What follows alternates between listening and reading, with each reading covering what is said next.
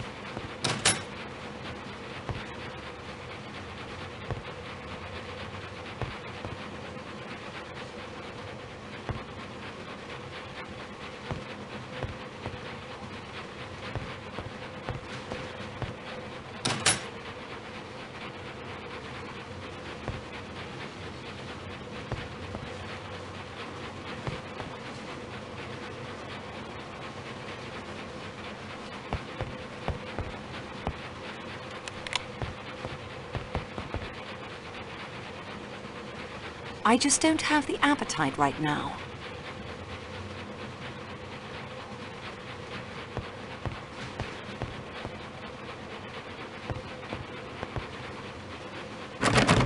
This door is tightly locked.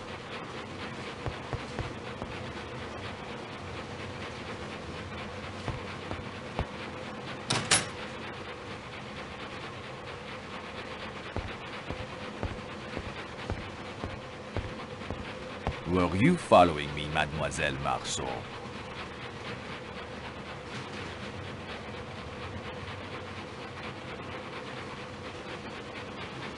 Yes, why are you away from your post in the Calais coach? I was collecting some biscuits and an extra blanket for Princess Dragomirov. Ah, good. That is the explanation, then. May I suggest you return to the Calais coach, Mademoiselle? I'll lock up here. Yes, of course. Thank you. I will see that all is...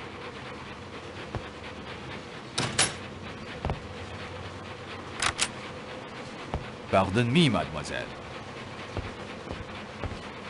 I should return to my sleeping companion.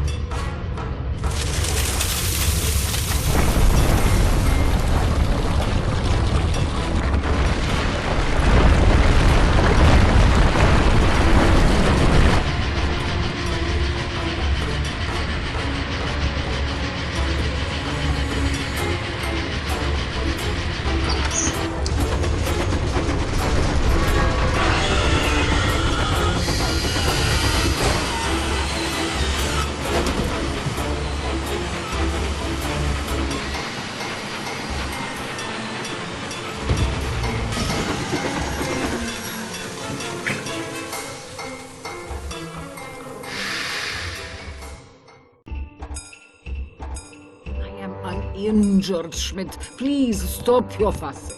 Everyone, please. The pass is blocked with snow. Nothing more. Nothing more, he says. Nothing more? I can tell you there will be plenty more when I get in touch with my attorneys. American trains don't slam on the brakes in the middle of the night. I expect they would if they were about to plow into a wall of snow. I am afraid we may be here for some time. But this has happened before. Happened before, has it? What kind of a way is this to run a railroad, I ask you? At least the worst is over.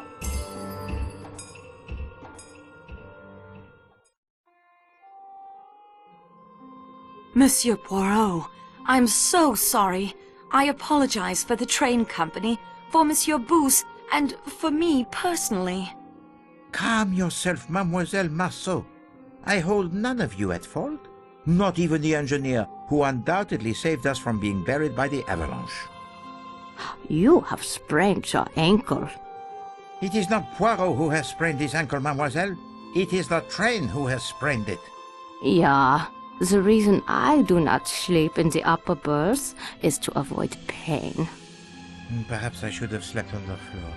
Thank you both for your attentions. If you would now please to allow me to suffer alone. If you like.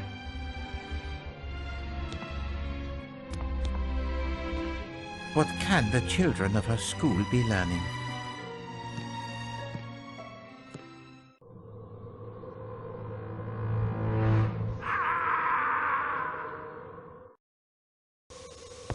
Was that a cry?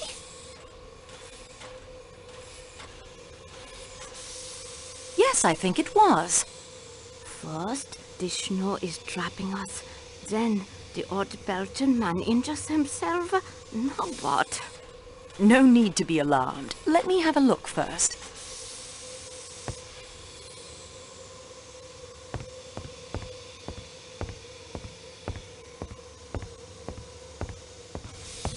Ce n'est rien. Je me suis trompé. Bien, monsieur.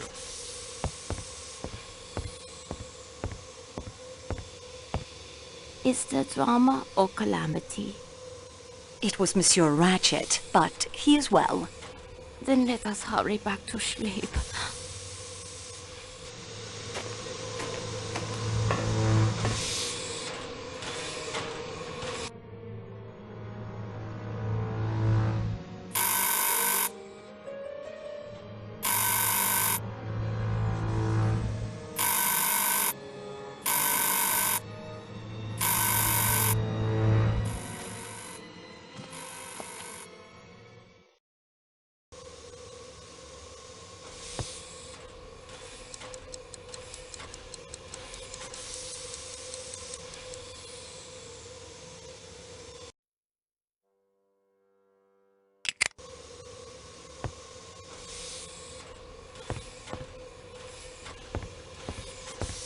There you are.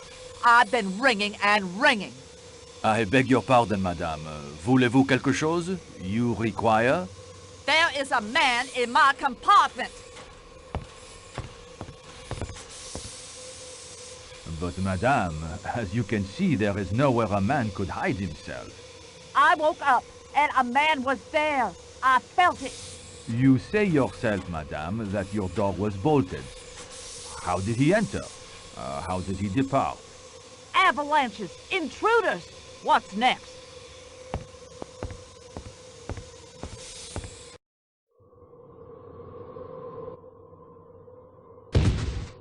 What now?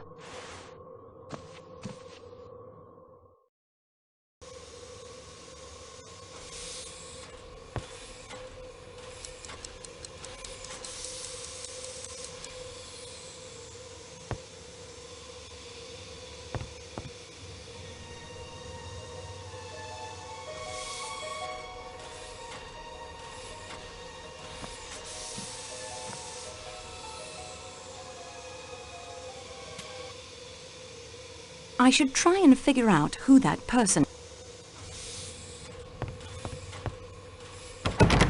The door is locked. It's locked fast.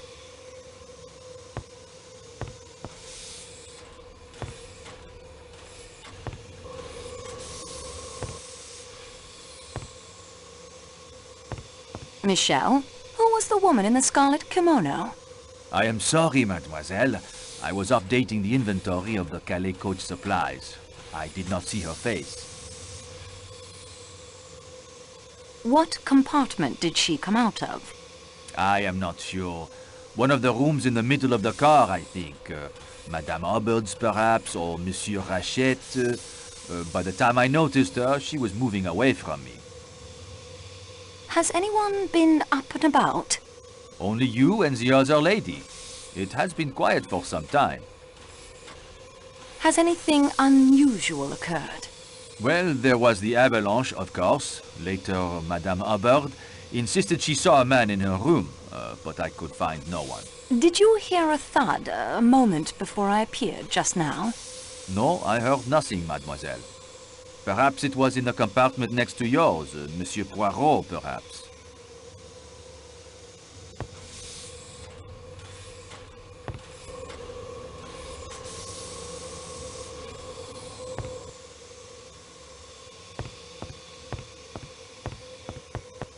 Mademoiselle, please, do not disturb the other passengers.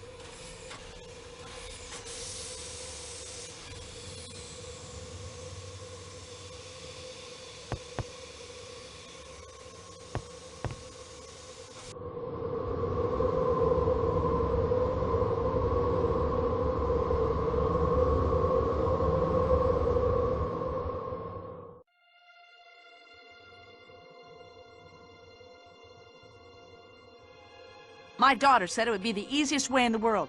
Just sit in the train till I got to Paris. But now we may be here for days and days. And my boat sails day after tomorrow.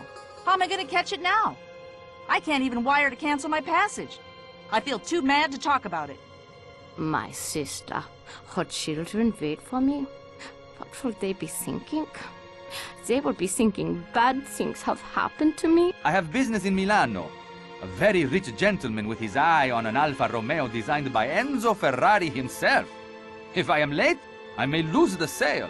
Say, you never said what line you were in. That is very true. I didn't. We may be here for days. Back in '29, there was a train trapped in the snow like this for a week. The passengers almost starved. I'm told they hunted wolves for food.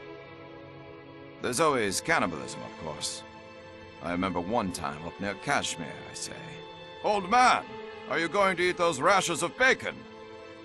They're quite nice. What country is this anyway? Yugoslavia, I believe. Oh, one of those Balkan things. What can you expect? You work for the train company? Yes, but there isn't much I can do, I'm afraid. They'll send out a plow train from Broad. It's standard procedure. I don't blame you. There's nothing anyone can do. Monsieur Poirot is right, Mary. Oh? He said you are the strongest character among us. I agree. Oh no. No, indeed. I know one far, far stronger than I am. Who? Michel, you look almost ill. What is wrong?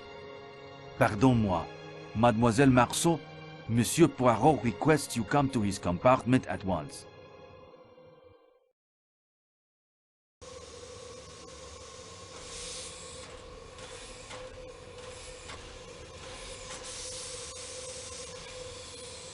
What has happened, Monsieur Poirot?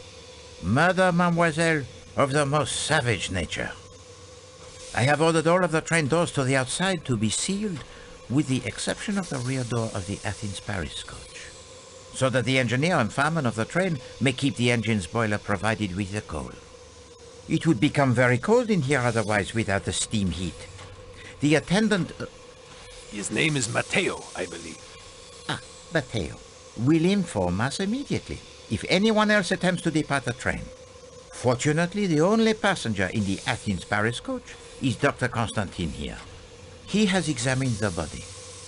Doctor, Mademoiselle Marceau represents the owners of this train. You may speak freely. Oh no! Who has been killed? Monsieur Ratchet. So what shall we do, mademoiselle?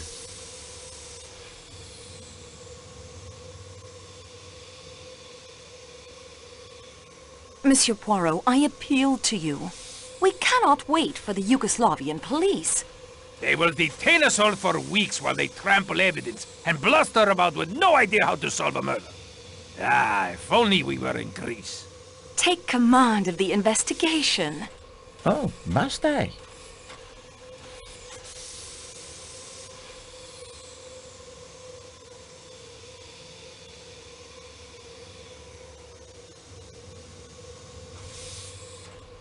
We both know the longer a crime goes uninvestigated, the more difficult it becomes to solve. Ah, yes, of course, I remember. You are the student of crime. And what you say is very true. All the same. Monsieur Poirot, my job isn't much, but it's all I have. The avalanche, your injury, now a murder. If it isn't solved, I will lose my job. No, you cannot be blamed. I will have a word with Marcel. You have my guarantee that he will not fire you. You can be on your way to your important case in England. We can avoid delays, annoyances, and 1,000,001 inconveniences for all the passengers. I am addressing an important medical conference in London in 2 days. Oui, c'est vrai. Any additional delay would be difficult. Solve the mystery. All we need say when the police arrive is, here is the murderer. Mademoiselle, use your own powers of observation. Alors Poirot, he is confined to bed in the most serious of pain. How can he take command of anything?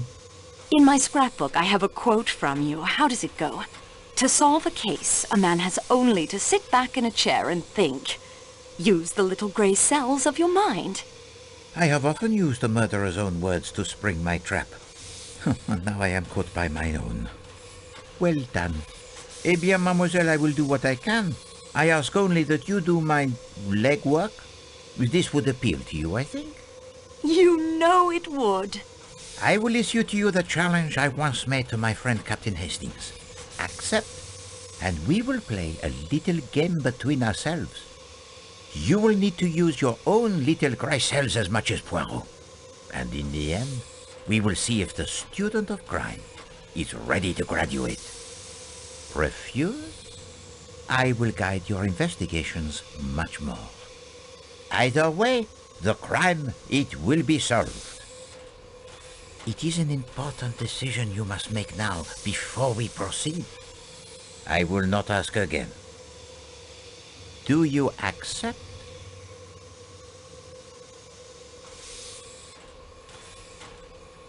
I am honored. I gladly accept the challenge. Excellent. Now, if you reach an impasse, think only, what would Poirot do? Imagine that I am there beside you, offering counsel. It may help. So, we begin. Dr. Constantine, take her next door.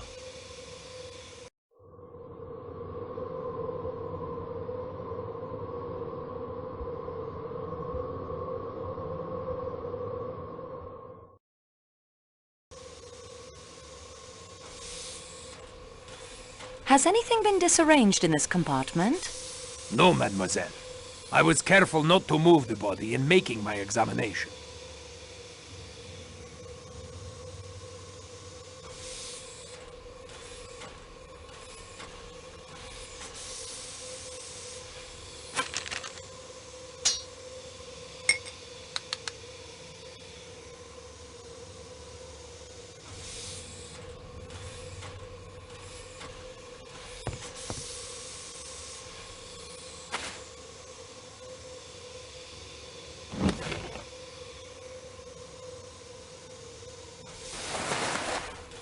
Regardez, mademoiselle. I've already searched it thoroughly.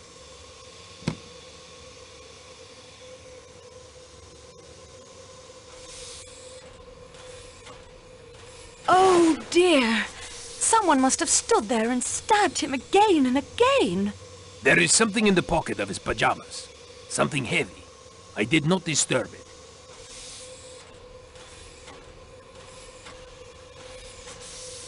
Egg! 115. That agrees with my calculation.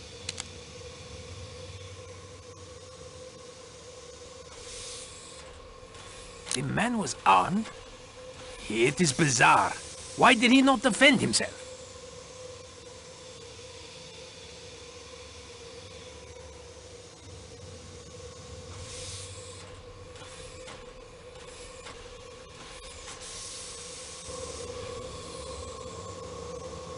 I did not close the window despite the chill. I thought there might be fingerprints, and the cold, of course, helps preserve the body. Take care. There may be fingerprints.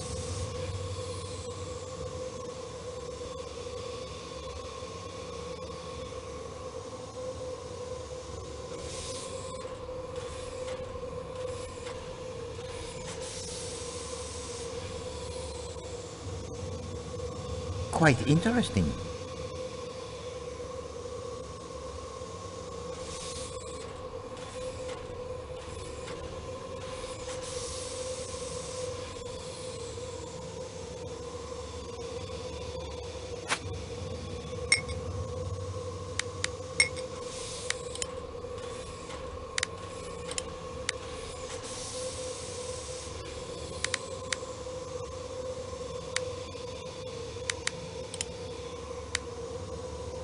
quite interesting.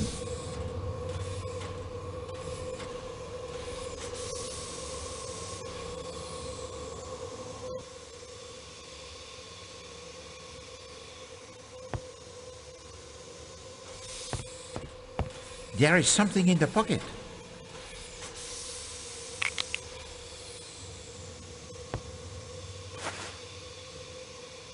I should keep my immediate goal in mind. It lies.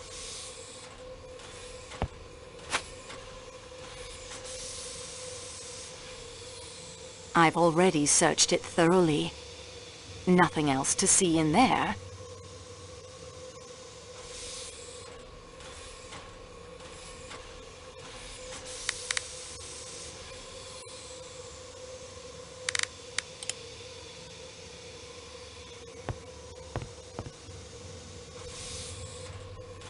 There is nothing more the body can tell us.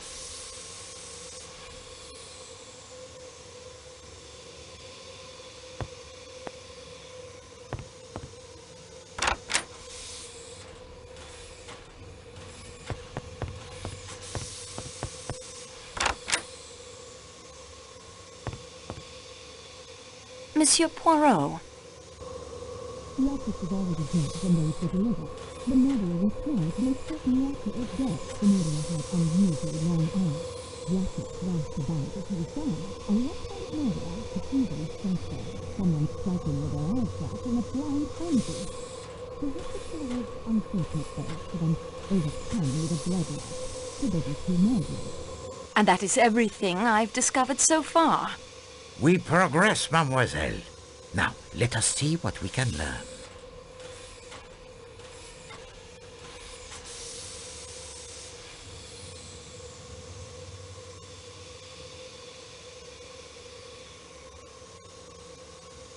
Remember the bottle I found in the suitcase? Oui, a sleeping draught, and the bottle half empty. It would be instructive to learn if Ratchet took his usual dosage last night.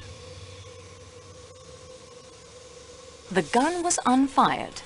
He would certainly have defended himself if he had been able. For now, it might be better if you keep the gun with you for your protection. I would not like our collaboration cut short prematurely. The broken watch tells us the time of death exactly. Very convenient, the broken watches. 1:15. Well within Dr. Constantine's estimate of midnight to 2 a.m. What you say is true.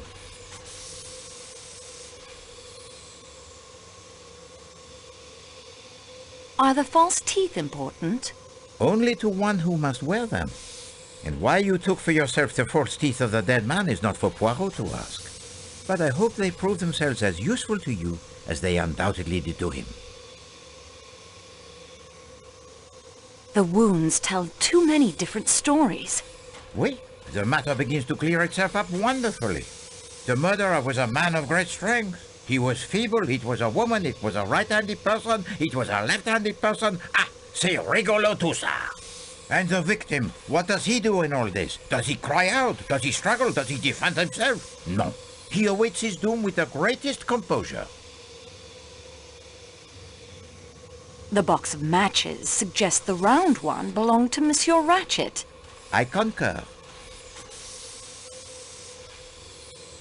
The small metal statuette, it is very old. And possibly quite valuable.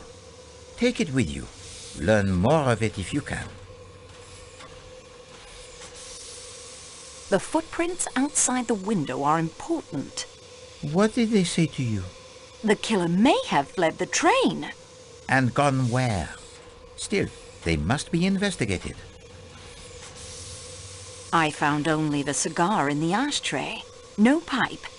Certainly, this is a clue masculine. Monsieur Ratchet smokes the cigar, lighting it with a round match, and someone else, still to be determined, smokes the pipe, lighting it with a flat match. The pipe cleaner and the handkerchief are good clues. Possibly. What can we learn from them?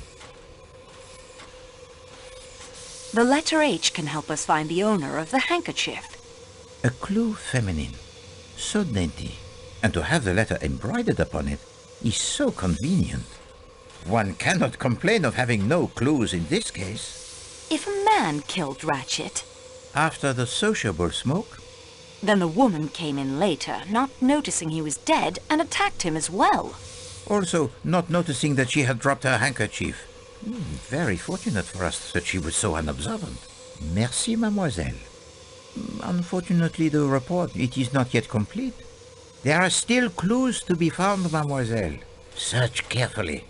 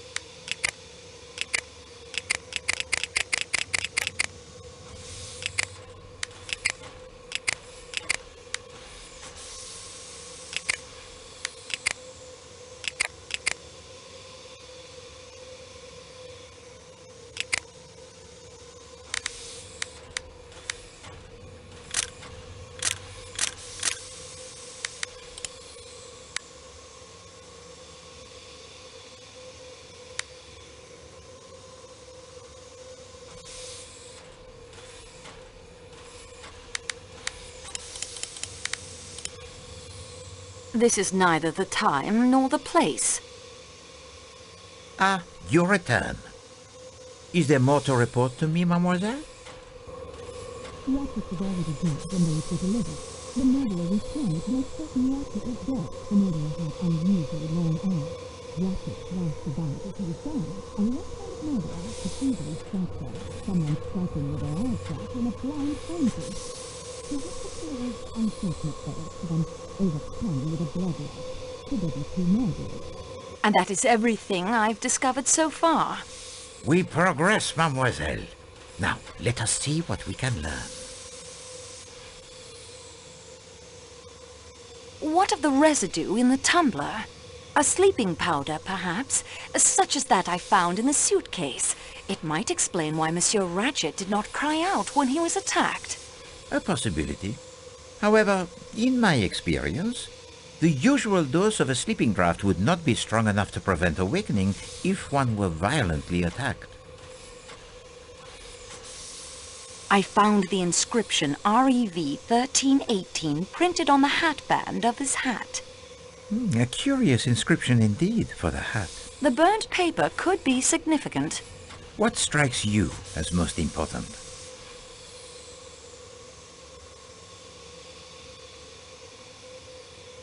What was burnt and why? Précisément. But the paper is impossible to read. It is possible that some of the writing on the paper can be made legible again if the scrap can be protected, flattened, and held firmly in place while the heat is applied.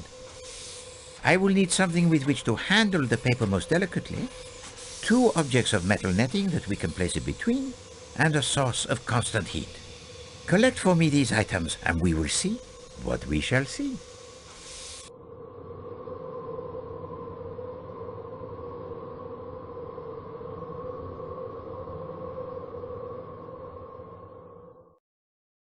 I should look for the items Monsieur Poirot needs to read the burnt scrap of paper.